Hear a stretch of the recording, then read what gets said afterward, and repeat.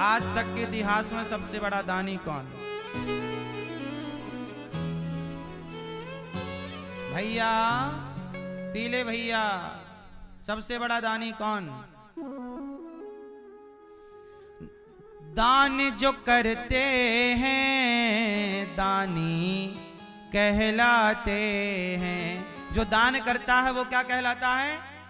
पर आज तक के इतिहास में सबसे बड़ा दानी कौन?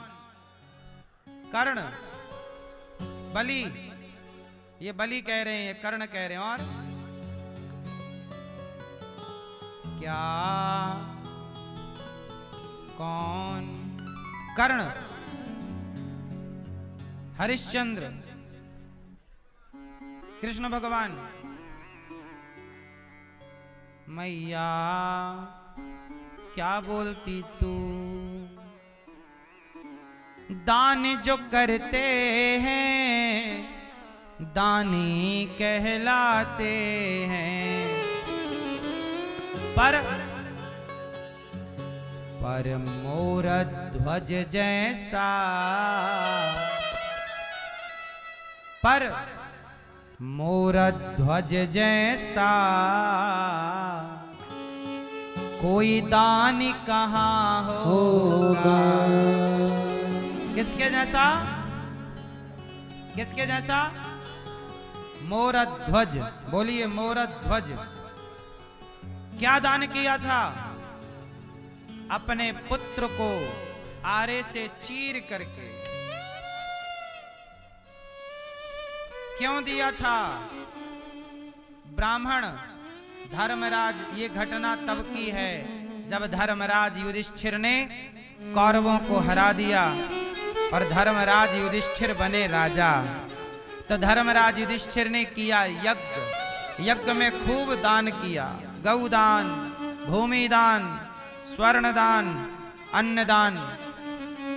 अर्जुन को आ गया घमंड, मेरा भैया बड़ा दानी है, मेरे भैया युधिष्ठिर से बड़ा दानी कोई नहीं। भगवान कृष्ण से अर्जुन ने अहंकार में कहा, केशव क्या मेरे कृष्ण, मेरे भैया से बड़ा दानी कोई है? तब भगवान ने मुस्कुराते कहा कि तुम्हारे भैया का नाम तो हमारी डायरी में कहीं है ही नहीं। अर्जुन ने भगवान की डायरी छीन ली, कहा लाओ हम चेक करेंगे कि आपकी डायरी में पहला नाम किसका है। तो भगवान कृष्ण की डायरी में पहला नाम था मोर ध्वज का। अर्जुन बोले, प्रभु ये कौन है? मैं नहीं जानता। भगवान बोले कि ये मेरा एक भक्त है, मोर ध्वज नाम है।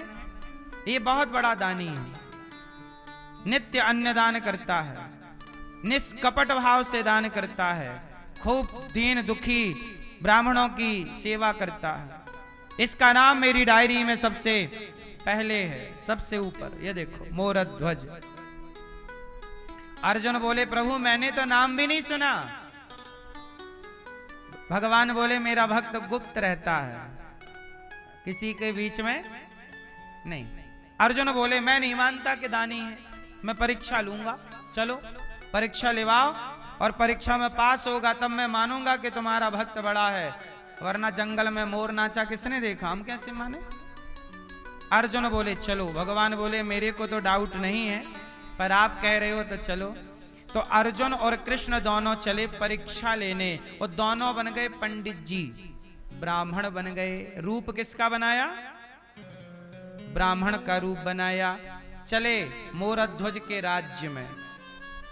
मोर ध्वज के यहां जब चले तो ब्राह्मण बन के गए। अच्छा, यमराज जी को बुला लिया, यहां तुम बुढ़े शेर बन जाओ, परीक्षा लेना है ना, तो रूपरेखा तैयार करो। हम दोनों बनते हैं ब्राह्मण और तुम बन जाओ शेर।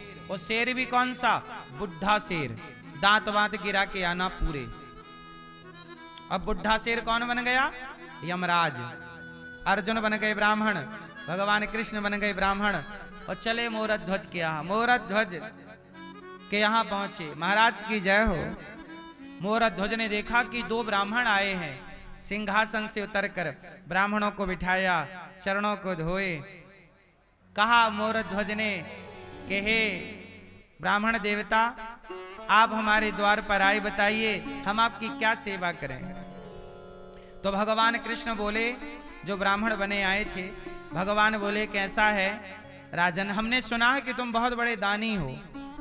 मोरध्वज बोले प्रभु हम तो भगवान के छोटे से दास हैं, छोटे से सेवक हैं, हम कहाँ दानी हैं, दानी तो भगवान हैं, दाता एक राम भिखारी सारी दुनिया।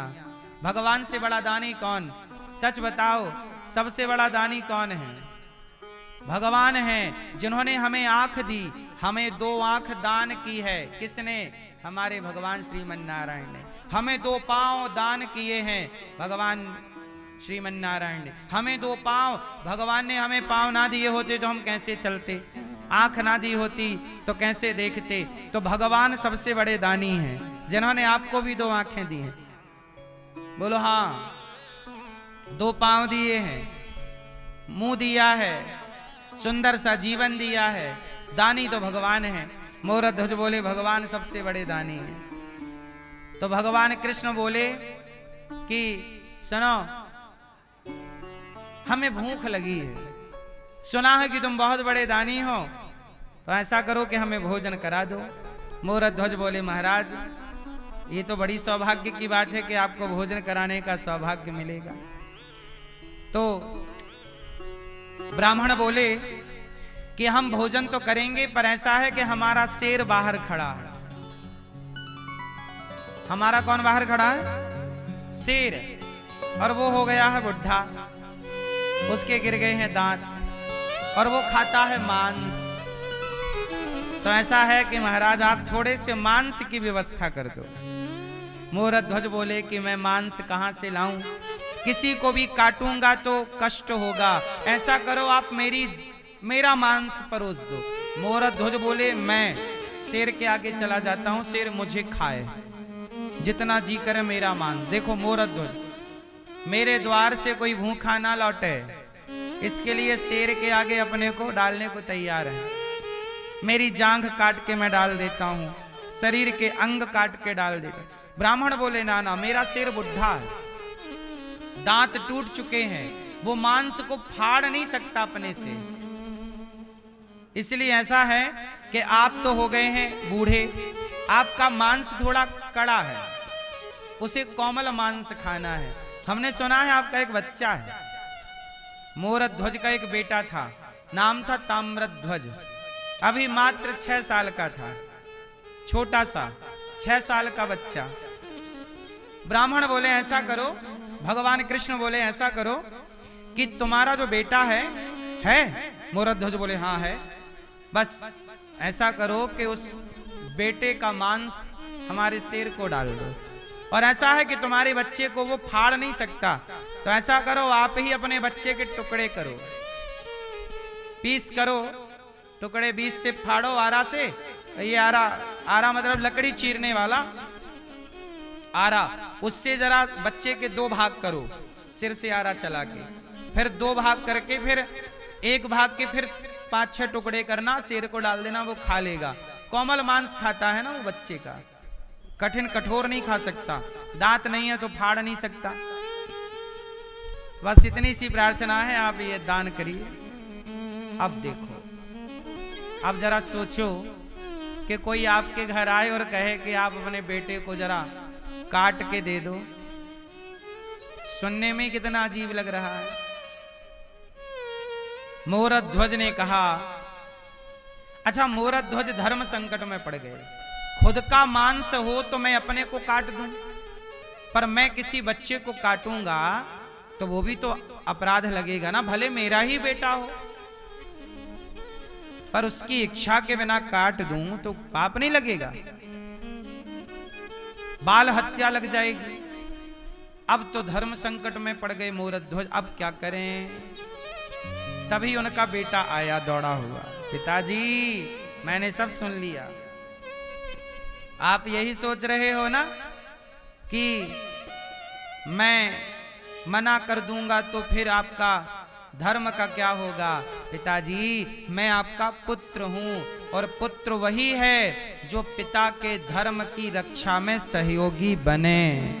आप मेरा मांस काट कर परोस दो, क्योंकि आप यदि नहीं दोगे तो ब्राह्मणों को दिया हुआ वचन मिथ्या हो जाएगा।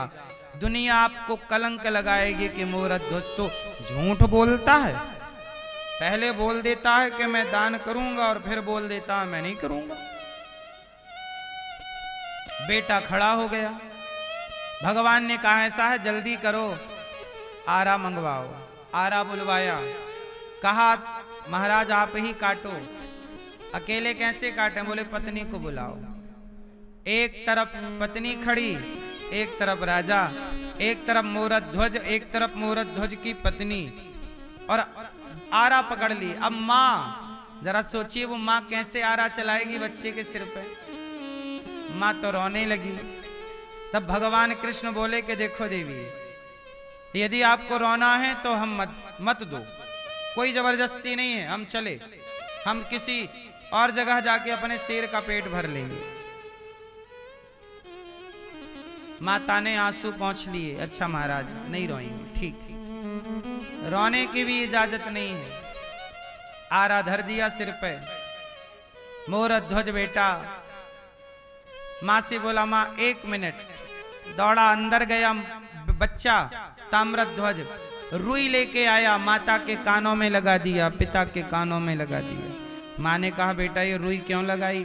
कहा माँ जब तुम आरा चलाओगी तो हो सकता है मैं दर्द से चीखूं, चिल्लाऊं, और कहीं मेरी चीख आपके कान में पड़ी तो आप आरा चलाना रोक दोगी, इसलिए आप कानों में रुई लगा लो कि मैं कितना भी चिल्लाऊं, पर आप आरा चलाना बंद मत करना, क्योंकि आपका धर्म संकट में पड़ जाएगा।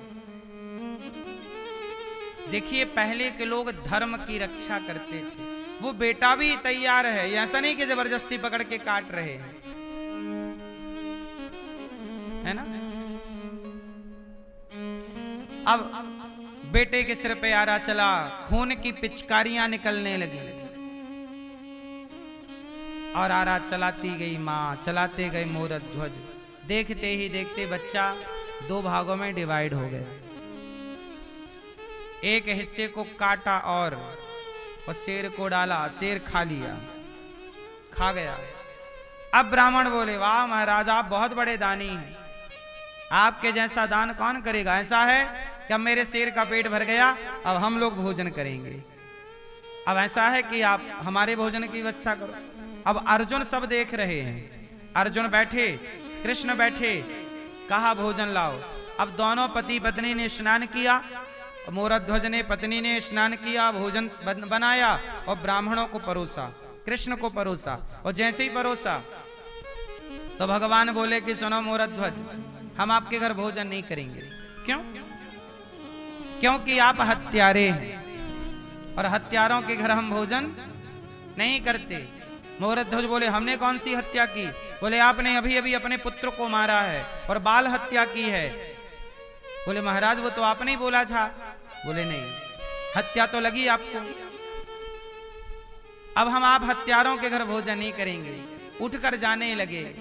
मूढ़ध्वज अब रोए, हे विधाता आज तक मेरे द्वार से कोई भूखा नहीं गया, यदि मेरे द्वार से ये ब्राह्मण भूखे चले जाएंगे तो मुझे कलंक लग जाएगा, पाप लग जाएगा। हे विधाता यदि मैंने सच्चे मन से आपकी भक्ति की हो और निष्कपट भाव से समाज की सेवा की हो तो प्रभु मेरे द्वार से ब्राह्मण भूखे ना जाएं। रो पड़े मूढ़ध्वज, आवाज लगाई बेटा ताम्रध्वज तूने मरकर अपने पिता के धर्म को बचाया है पुत्र, यदि आज तू जीवित नहीं हुआ तो तेरा मरना, तेरा बलिदान देना व्यर्थ हो जाएगा। इसलिए पुत्र तू जीवित होकर भी अपने पिता के धर्म की रक्षा कर। हे विधाता मुझे कलंक लगा है कि मैंने पुत्र की हत्या की है। हे विधाता मुझे, हे प्रभु, हे परमात्मा, हे श्याम सुंदर, हे प्रभु मुझे इस कलंक से बचाओ। हे बेटा ताम्रध्वज तूने मर करके अपने पिता के धर्म की रक्षा की, बेटा एक बार तू जिंदा होकर अपने पिता के धर्म की रक्षा कर। यदि तू आज जीवित नहीं हुआ तो तेरे पिता का धर्म चला जाएगा। ये कह करके जब मोरध्वज दुखी हुए तो भक्त को दुखी देखकर भला भगवान कैसे ना रोते। भगवान ने उनके मरे हुए पुत्र को जीवित कर दिया और ताम्रध्वज दौड़ा हुआ आया, पिताजी मैं मरकर भी आपके धर्म की रक्षा करूंगा और जीवित होकर भी आपके धर्म की रक्षा करूंगा। भगवान ने उनका मरा हुआ पुत्र जीवित किया और लौटाया। और जब मोरध्वज ने पुत्र को देखा और ब्राह्मणों को देखा तो वहां कोई ब्राह्मण नहीं थे, वहां अर्जुन और कृष्ण थे और वहां पर यमराज थे शेर के रूप में। हाथ जोड़ करके अर्जुन चरणों में गिर पड़े मोरध्वज के। अब अर्जुन को विश्वास हो गया कि प्रभु मोरध्वज के जैसा इस धरती पे कोई दूसरा दानी नहीं। इसलिए पहले के लोग पुत्र की रक्षा नहीं, अपने प्राणों की रक्षा नहीं, पहले के लोग धर्म की रक्षा करते थे। इसलिए आपसे मेरी प्रार्थना है कि पुत्र गया तो आ जाएगा, प्राण गए तो फिर जीवन मिल जाएगा, पर धर्म गया तो फिर कहां ढूंढोगे। इसलिए धर्म की रक्षा करना सीखो। धर्मो रक्षति रक्षिता। जो धर्म की रक्षा करता है धर्म उसकी रक्षा करता है। इसलिए किसी भी परिस्थिति में मेरी मां धर्म को मत जाने दीजिएगा। किसे मत जाने दीजिए? धर्म को मत जाने दीजिए। धर्म ही धन है। इसलिए मोरध्वज सबसे बड़े दानी। मोरध्वज ने क्या कहा कि मेरे द्वार से कोई ब्राह्मण भूखा, कोई अतिथि भूखा ना जाए। आप गृहस्थों के घर से कोई अतिथि भूखा चला गया तो ये आपके लिए सबसे बड़ा पाप है।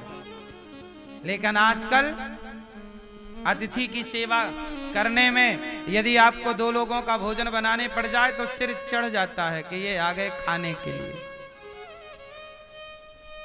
कोई मेहमान आए और उसके लिए भोजन बनाना पड़े तो इसी भाव से बनाना चाहिए कि हमारे द्वार पे भगवान आए हैं, ना जाने किस रूप में नारायण मिल जाएं। हर रूप में भगवत दर्शन करते भोजन कराना चाहिए। अतिथि को देख करके कभी सिर ना चढ़ा लो, परेशान ना हो जाए। अतिथि के रूप में भगवान ही हैं। इसलिए अतिथि सबसे बड़ा भगवान है। गृहस्थ का धर्म क्या है? माता की सेवा, पिता की सेवा, अतिथि की सेवा, बस इतने से तुम्हारा कल्याण हो जाएगा। इसलिए गौरी गोपाल में अखंड भोजन चलता है कि यहाँ हजारों लोग नित्य आते हैं, कोई भूखा ना जाए, सबको भरपेट भोजन मिले। इसलिए दास अनिरुद्ध गृहस्थ है ना, हम भी गृहस्थ हैं, गौरी गोपाल से कोई भूखा ना जाए, यही प्रयास रहता है। हम तो अपने केवल गृहस्थ धर्म का पालन करते हैं। कोई भी यहां से भूखा ना जाए। सारे भक्तों को अभी भी देखो, आप यहां बैठे हैं, ऊपर भोजन चल रहा है, अभी भी चेक कर सकते हैं। रात के 2 बजे आना, भोजन मिलेगा गौरी गोपाल में। 24 घंटे यहां से कोई भूखा नहीं जाता। हमारे को ये विश्वास है कि इसी अतिथि सेवा के बल पर हमें भगवत दर्शन होगा। सेवा ही परमात्मा से जोड़ेगी, सेवा ही भगवान का दर्शन कराएगी। इसलिए कहता हूं आप भी सेवा करो। यहाँ हजारों साधु संत आते हैं, सबको भरपेट भोजन मिलता है। कोई भी संत आए, आपसे मेरी प्रार्थना है आप भी अन्नदान करो, थोड़ा सा संतों को भोजन कराओ।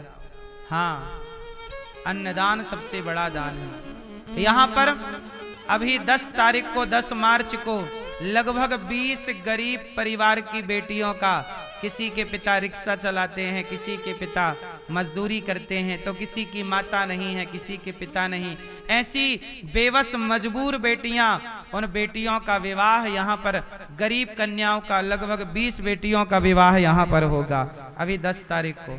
आपसे मेरी प्रार्थना है कि एक बेटी का विवाह आप सहयोग करें, एक कन्यादान आप करें, आपकी ओर से थोड़ा थोड़ा सहयोग हो।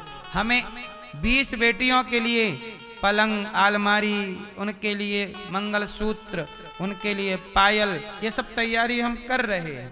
आप भी एक कन्या का विवाह में आप एक बेटी का कन्यादान आप कर लें, एक बेटी का सहयोग आप करें। हम तो कर ही रहे हैं जो हमसे बनता है। हमें लगता है कि आप भी करेंगे तो आपका भी धन पवित्र होगा, शुद्ध होगा, वरना यूं तो आपका धन खर्च हो ही रहा है, कहीं शराब पीने में, कहीं डॉक्टर में, कहीं कहीं कहीं कहीं। यदि सही जगह धन खर्च होने लग जाए तो धन गलत जगह जाएगा ही नहीं। इसलिए कहता हूं दान अवश्य करना चाहिए।